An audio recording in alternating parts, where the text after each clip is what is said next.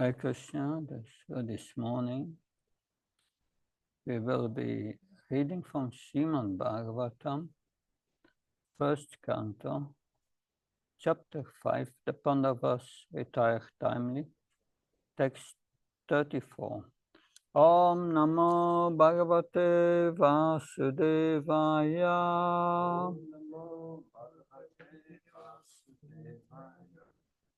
Om Namo Bhagavate Vasudevaya.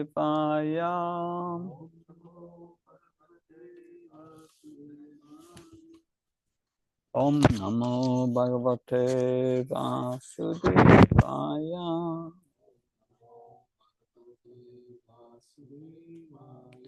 Narayanam Namaskrityam Naram Cheva Narottanam Devim Saraswatim Vyasam Tato Jamudirayat Nasvesya Bhadrasya Nityam Bhagavata Sevayam Bhagavati Uttamastuke Bhakti Bhavati Naistike Chaya Harat Bhuvo Bharam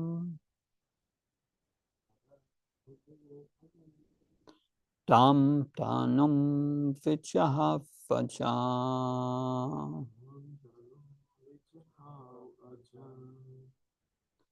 Kantakam Kantake Neva Vayam Sapisitu Samam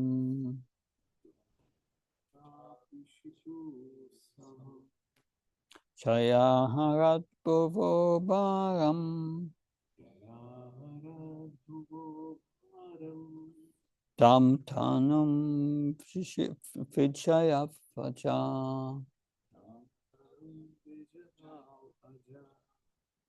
Kantakam Kantake Neva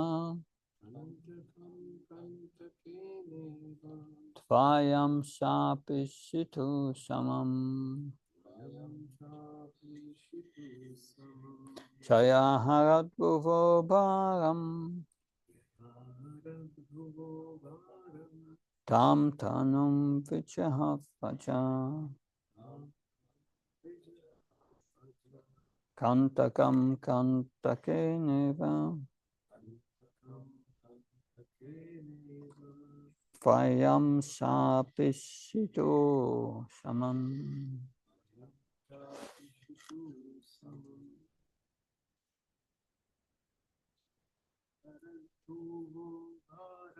Chaya Harat Bhuvo Bharam Tam Tanum Vichaha Vaja Kantakam Kantake Neva Tvayam Sapisitu Samam Chaya Harat Bhuvo Bharam Tam Tamam Vichaha Vaja Kantakam Kantake Neva Tvayam Sapisitu Samam. Literal translation.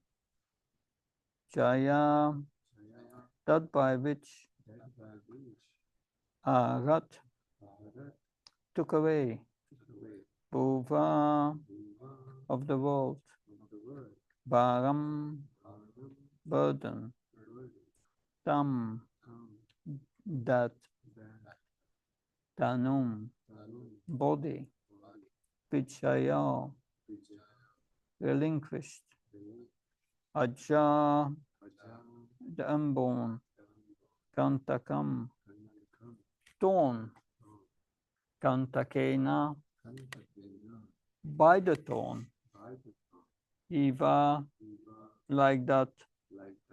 Tvayam, both. Cha, also. Api, although.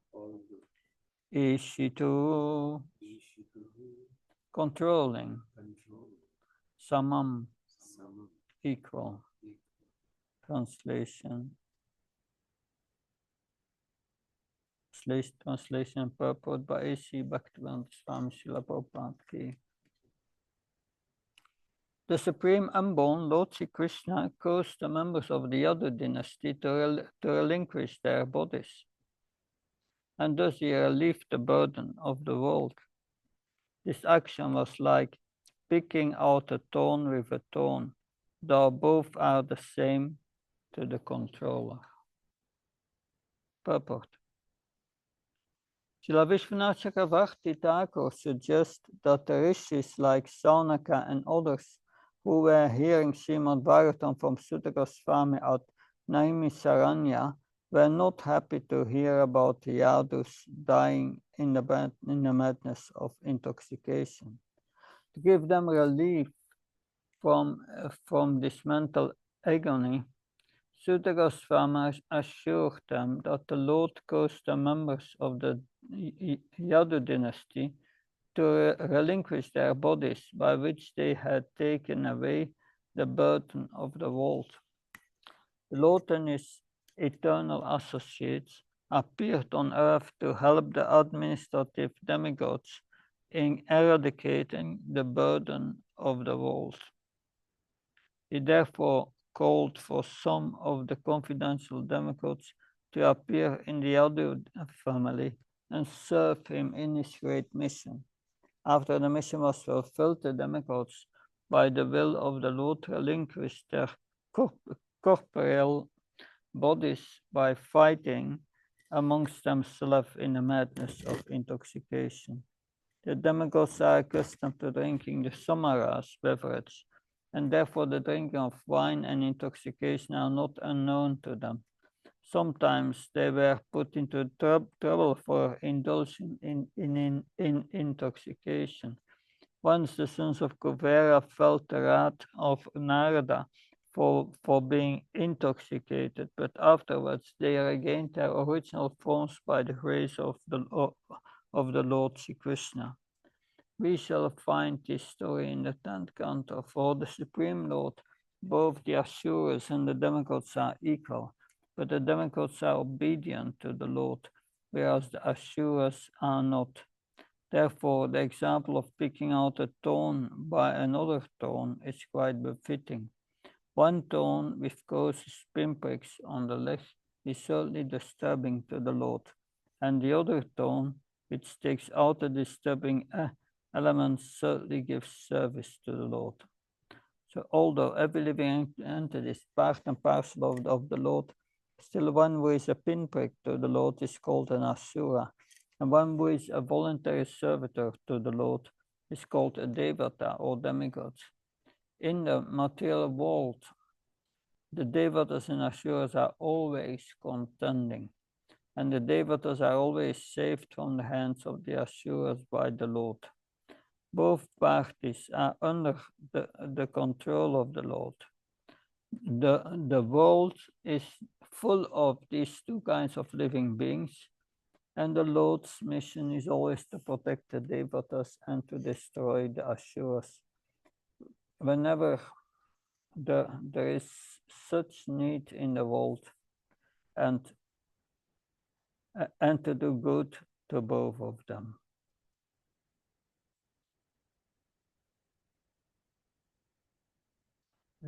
The translation again. The Supreme Unborn Lord Sri Krishna caused the members of the Yadu dynasty to relinquish their bodies, and thus he relieved the burden of the world. This action was like picking out a thorn with a thorn, though both are the same to the controller. Om Ajnana Timandasya Chinanjana Shanaka Chakshurunmilitam Yena Tasmai Shri Gurave Namah. Chichaitanyamanopistam steapitam yena bhutaleshvam rupakadamyam dadati svaparam tikam. Vandeham shio shiyuda padkamalam shiom vaishnavam sa. Shirupam jagasatam sakanaraknatam pitam tam sajivam sadvaitam savadutam parjana saitam Sri Krishna Chaitanya Devam Shri Radha Krishna Padam Sagalita Shivashakam Vitam Sham Hey Krishna Karuna Sinu Dinabana Chatpate Gopesha Koprakanta Radha Kanta Namastate Tapta Kanchna Gaurangi Radhe Vrindavaneshwari Vishamani Chitate Panamama Haripriya Pancha Kalpta Vishaka Pasna Bhavisha Patnam Pavana Bhyovasya Bhyanamana Jaya Sri Krishna Chaitanya Prabhu Nityananda Shri Advaita Gadadhar Shivasadi Gaura Bhaktavina Hare Krishna Krishna Krishna Hare Hare Hare Ram Ram Hare Hare Namo Vishnu Padaya Krishna Vastaya Bhutale Shrimate Bhaktivedanta Swami Namine Namaste Saraswati Devi Gauravani Pacharani Nirvishesha Srinyavadi Paskachai Desatani Srila Prabhupada. So we have the yadus. The yadus are of two kinds. Some are demigods, some are eternal associates.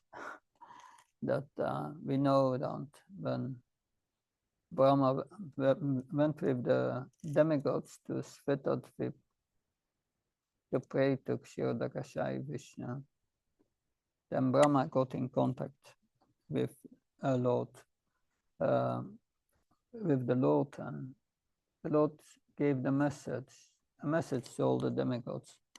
You should all take birth in the Yadu dynasty to assist me in my mission. But now here this mission is over. That and how to remove them, that Krishna, as his plan, that the Yadus were cursed by the sages, and we know the story. They went to Prabhas to please the Brahmins, but like Kshatriyas do, they were drinking this liquor. Interesting, Prabhupada makes a point that, the demigods also did that with the Somaras, that and the story of Manigriva and Kuvera, who were intoxicated in the heavenly planets. That so it's not only here, but also in the heavenly planets, intoxication. That, but yes, he made a plan to get them out of this world, and so that they can resume their positions in as administrative demigods. That an important point Prabhupada makes at the end of the purport is that there are two kinds of living beings, asuras and suras, or the demigods. That one is serving the Lord, and the others, they don't want to serve, they disagree. That and that's mostly the conditioned soul. They want to serve themselves, in mind, but not the Lord. That that's a great difference. Also, although the demigods are not pure devotees, are sakam bhaktas, but they still want to serve the Lord and then control. That, of course, Krishna fulfills their desire and gives them that facility. He fulfills their desire, but but they don't get real wealth with this love for God. That devotion is not there. That devotion develops really after Nishta, when the heart is pure. Of course, devotion develops as the heart becomes pure, it starts to become manifested. It's not black and white, and that. But yes, that by that the demigods, they cannot come in contact directly with the Lord. That's one aspect. But Krishna made arrangements to his Lila Shakti. That the same was there with Bali Maharaj. Bali Maharaj had conquered the demigods. And it's the mission of the Lord to remove to kill the demons, to remove them. But Vamadev could not do, because they got the strength of, they got the blessings of the Brahmins, especially Shukracharya. Therefore, he could not do it. But when he appeared before Aditi, that he told her, "I will find a way to do it, a way that he loses the blessings of the spiritual master." That and so he appeared as a beggar, and we know he begged 3 pieces of land, and by that Bali Maharaj got in a disagreement with Shukracharya, who said, "Don't do it. Don't do it. That you will lose everything. It's Vishnu." And he was thinking, then I lose also everything. That's the problem.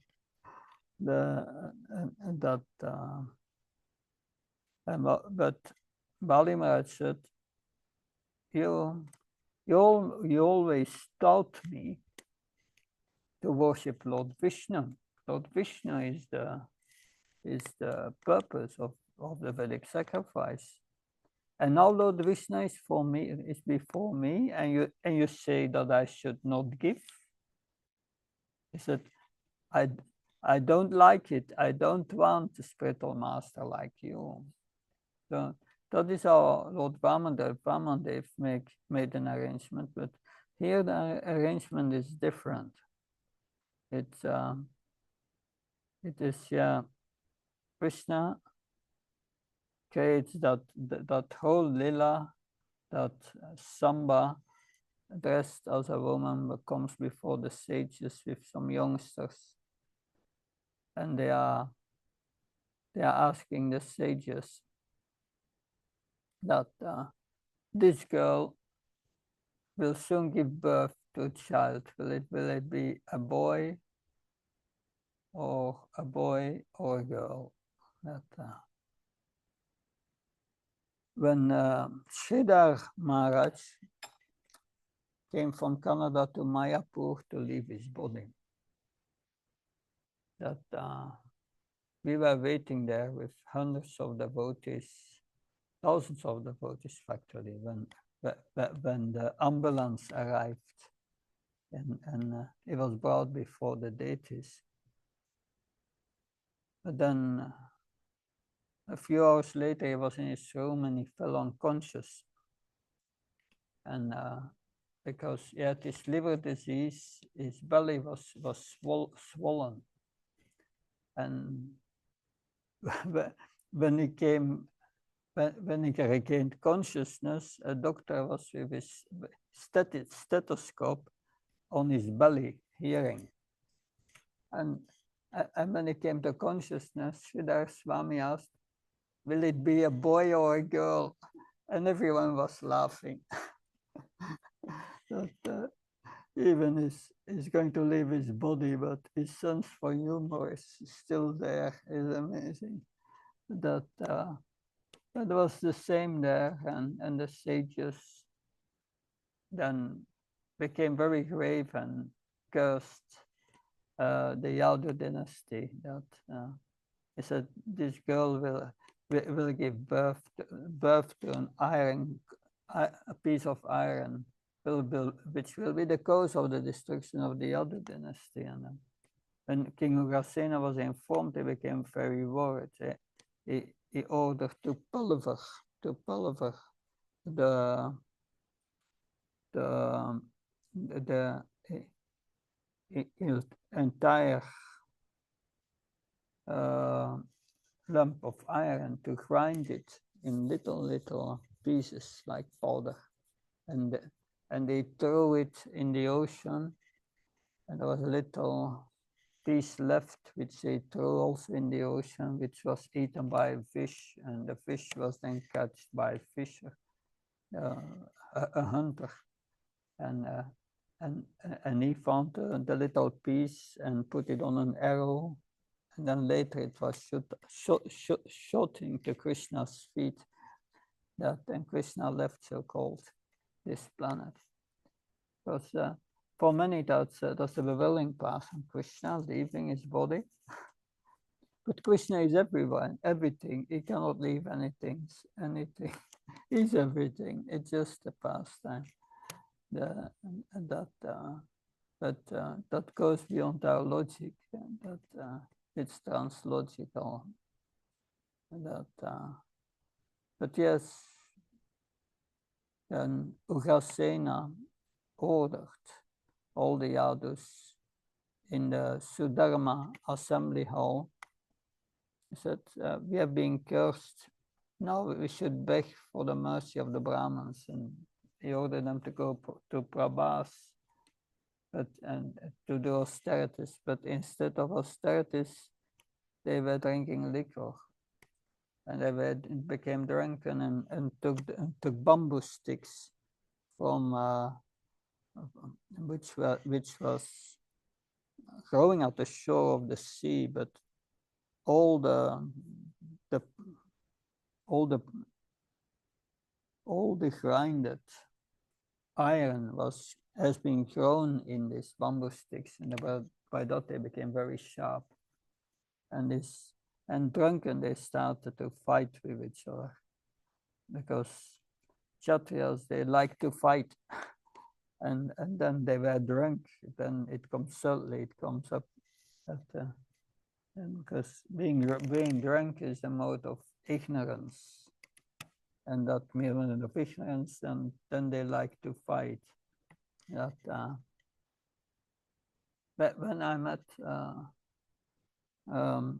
Mahavishnu Goswami from Gujarat, he said in Rajkot, many times there were marriages. Of course, you know, marriage in India is a big thing. It's 2-3 days. and many times there were Punjabis at the marriage. And they were eating all these preparations with a lot of chilies and so on. That he said they were eating that, and a few hours later they were fighting with garlic and all these things. That because sometimes people ask why can't we eat garlic? It's vegetarian. That so why can't we eat? But why can't we eat onions? But the point is, this vegetables are vegetable in the mode of ignorance. They grow under the ground. They don't get sun. And that causes an increase of the mode of ignorance in our mind. And then this lust comes and so on. So therefore, we don't offer it to Krishna, and we don't eat it. But yes, these Punjabis liked it. And that was the result. That, of course, worse is this liquor. That liquor is fermented sugar, practically. That that creates the alcohol, the liquor.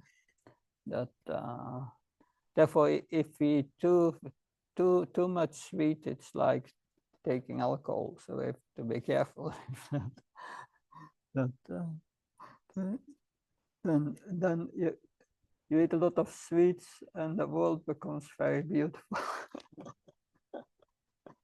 but it becomes beautiful. But then it's a sense of happiness in the mind. But then the next day it goes into depression, the opposite. That, yeah, but anyway, they were fighting with each other, and they finished their bodies, and they all left. It looks like because that is what Suta's family says in the purport. Well, Srila Prabhupada writes in the purport, Suta's family saw that Maharaj Pariksit was not happy with that they were fighting with each other. That how is it possible that Krishna makes such an arrangement? It looks cruel, but it was Krishna's solution. They were completely drunken, so their consciousness was very restricted. They didn't feel anything. If your blood is full of alcohol, you don't feel anything. Yeah. I remember in older times when there were no anesthetics, they would give someone a lot of alcohol and then they will do the surgery. But yes, anyway, this was Krishna's arrangement.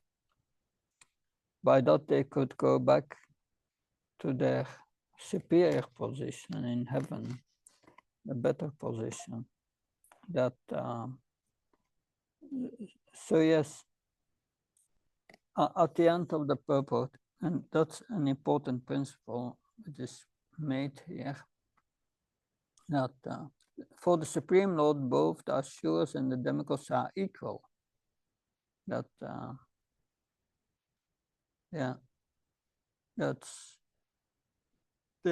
is equal. Further, it says,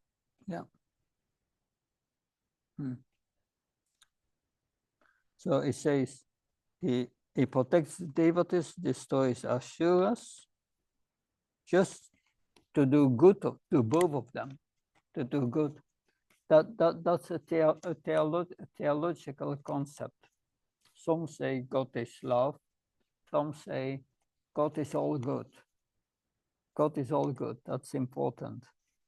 That if we don't understand how God is all good, then we cannot really love him. So that's therefore in the seventh canto, that in the beginning, that comes up, that it seems that Krishna is partial to the demigods, that and is against the demons. No, it's not. It's not. But Krishna reciprocates with their situation in the modes. That if someone will love his own son more than all the others, and so those who give him affection, he gives affection.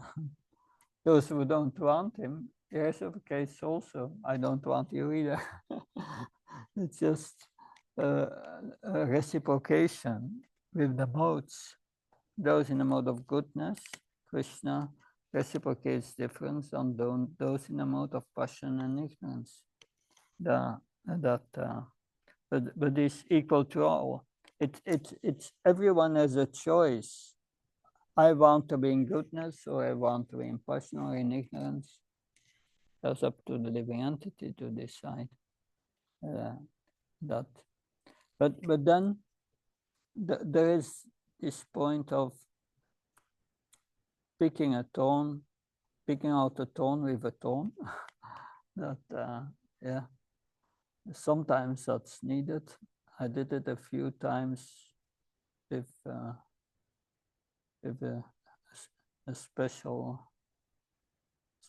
thing which is like a thorn that you have to pull out. But that principle here, so is that the others, they destroyed themselves. That but picking out a thorn with a thorn means also, Prabhupada used that also in another case, like this body. This body is a bad bargain.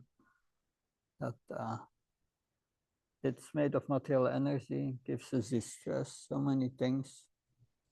But this body at the other side is also a suitable boat for making spiritual advancement.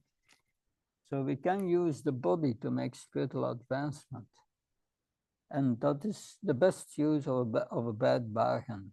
It's a bit like picking out a thorn with a thorn. The same principle, more or less, that yes, we are using the body in devotional service. And that's therefore we need it as an instrument, and we have to take care of it very nicely. So what do we learn from this? That Krishna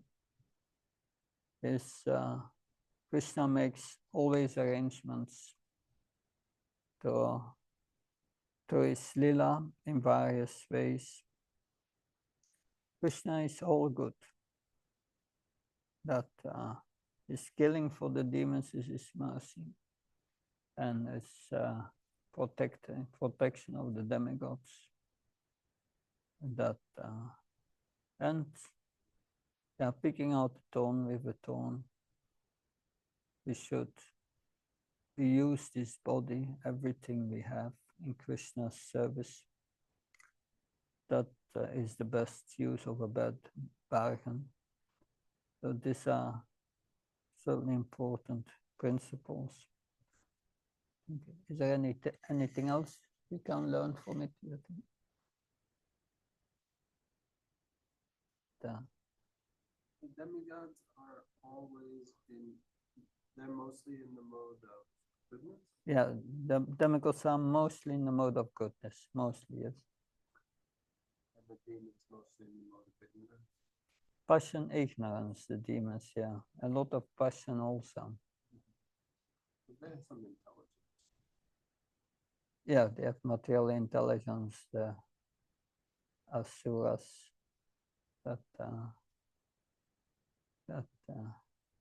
yes, they get intelligence according to their situation in the modes, intelligence in passion, intelligence to make plans, create things, create this creation, passion. That's yeah. Many Americans are very good in passion, creating so many things. But there's also a lot of ignorance. That yeah, goodness is rare, very rare.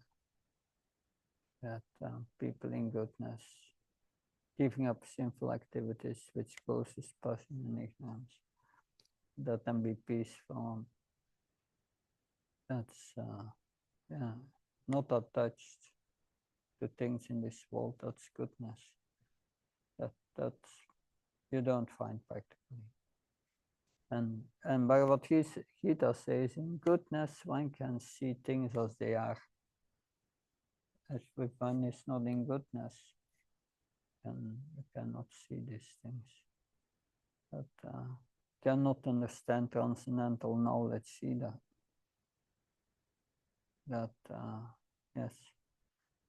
But for us devotees, we live a lifestyle in goodness, but the purpose is to come out of goodness into transcendence by devotion. And then you come to the spiritual platform. Goodness is not a spiritual platform. That's still a material platform.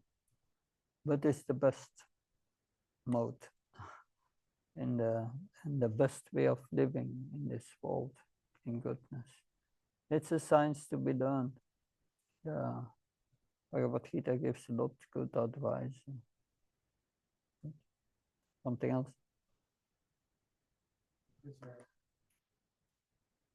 This action was like picking out a thorn with thorn. Yeah. So what I understood is the action of violence is what mentioned here. That Yeah. through violence, we also took care of demons as well as others. Yeah. Is that correct? Yeah, the violence can be used in different ways. That appropriate violence is the violence of the bona fide Kshatriya. But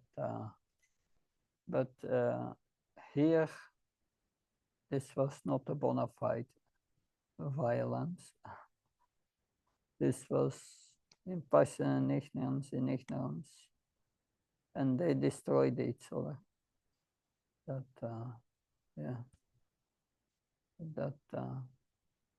But this was Krishna's lila. It's his pastimes. That he arranged that through his lila shakti to get the Yadu dynasty removed. It's not only the cursing by the sages.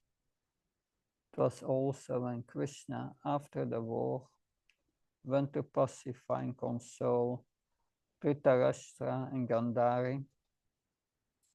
Gandhari said to Krishna, I know who caused this battle of Kurukshetra and did everything. It's you.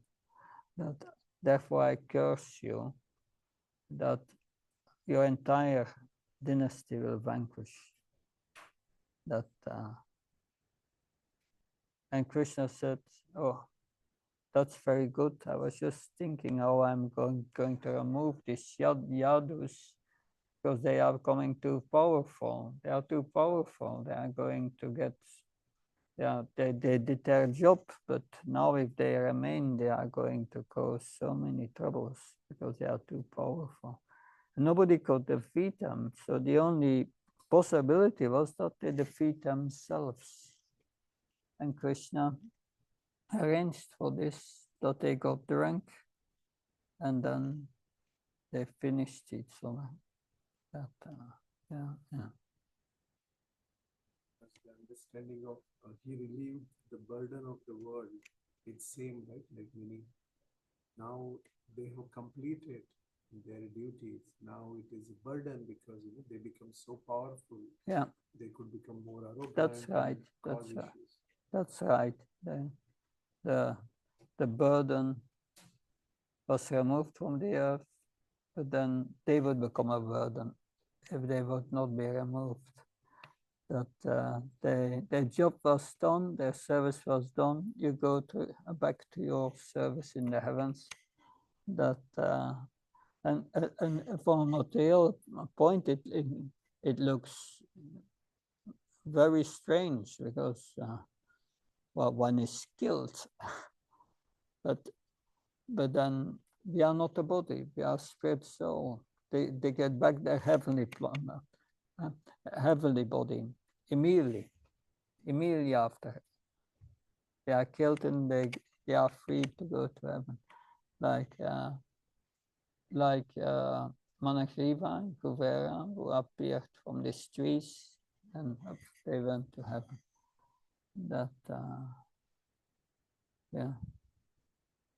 Anyway, Krishna wanted them back to go to their service. Their vacation was over, their holiday. But visiting the holy Dham Like we visit a holy dam and then a holiday is over, we have to come back. But good. Thank you very much. Yantra Srimad Bhagavatam ki, Srila Prabhupada ki. Hare Krishna. Jai, Hare Bol. I hope